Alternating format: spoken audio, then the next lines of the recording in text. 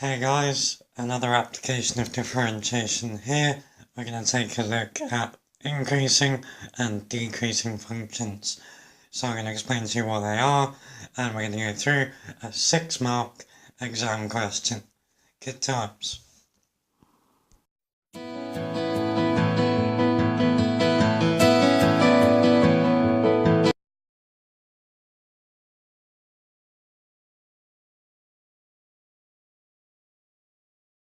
Okay, so first of all, most functions that we deal with are not specifically increasing or decreasing functions.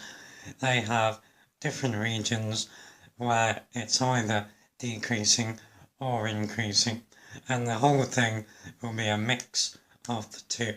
And of course we also have stationary points.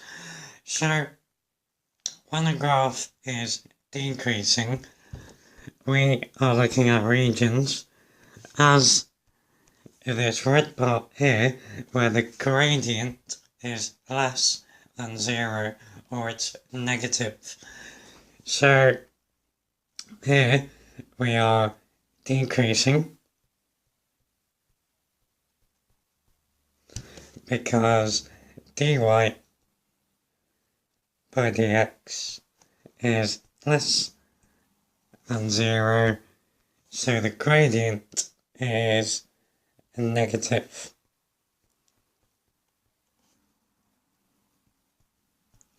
So anywhere on a graph where the gradient is negative, the function is decreasing.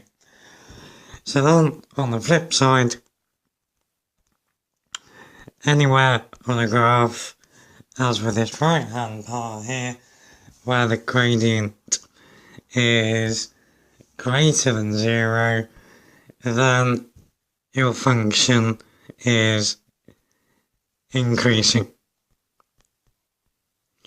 So that happens where dy by dx is greater than 0, so the gradient is positive.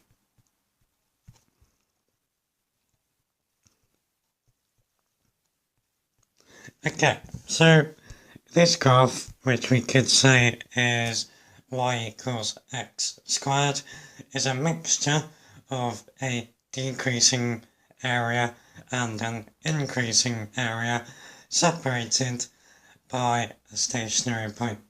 So something like this is neither an increasing function or a decreasing function, the reason for which I'm going to explain right now. Okay, so we can classify a function as an increasing function if and only if for all values of x the gradient is positive.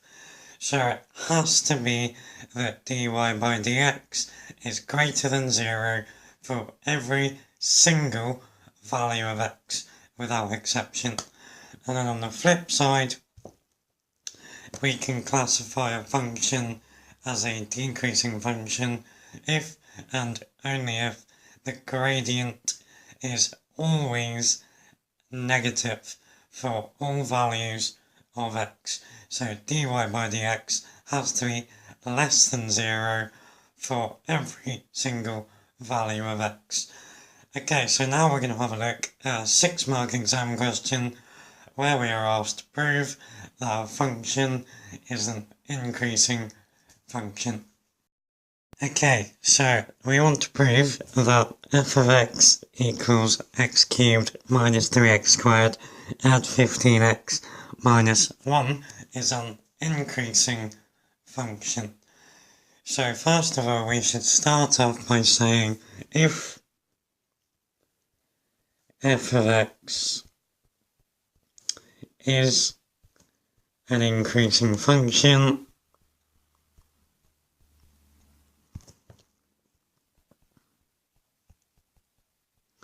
then the derivative df by dx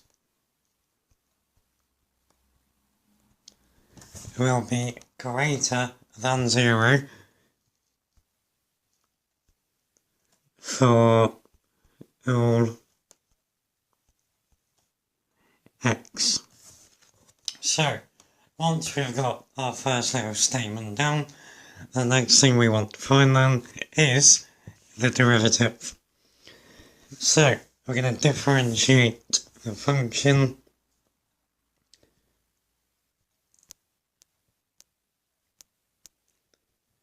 okay, so x cubed differentiates to 3x squared minus 3x squared differentiates to minus 6x, and then 15x differentiates to 15. So that is our derivative. Now, notice that this guy is a quadratic. So we now need to prove that this quadratic is always positive. So it's always greater than 0. So we need to think about how we can do that. So because the x squared term is positive, we know the graph will look something like that. It's a happy quadratic. So what we need to do is find the coordinates, well, most importantly, the y coordinate of this minimum value of the curve. So we want to prove that this minimum is above the x-axis. So how can we do that? Well, we can complete the square. So that's exactly what we're going to do. So we've got 3x squared minus 6x add 15. Now, we can't just put an equals 0 on the end and set it equal to 0. We're not allowed to do that. If we're completing the square, then we're not changing this function at all. We're just going to make it look slightly different.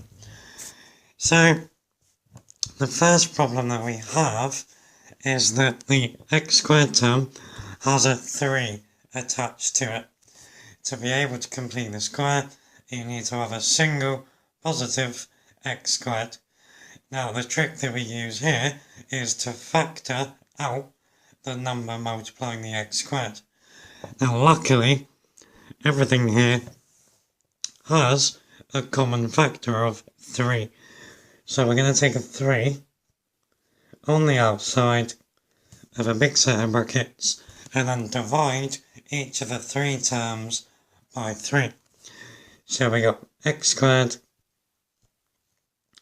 minus 2x plus 5 inside the square brackets. Okay, so now inside of there, we can complete the square as normal. So we got 3 lots of x minus 1 squared. And then we got plus 5, but then remember we have to subtract 1 squared. So on the outside, we're going to get plus 4. Like that. So we completed the square. Now, if we let that 3 back in, this is 3 lots of x minus 1 squared plus 12. So, this tells us the coordinates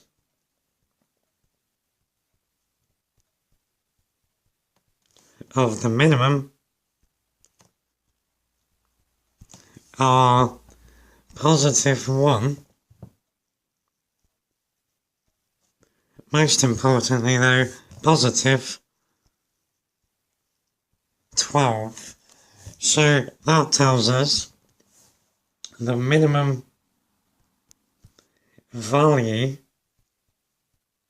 of the gradient or of df by dx is 12. Therefore, the gradient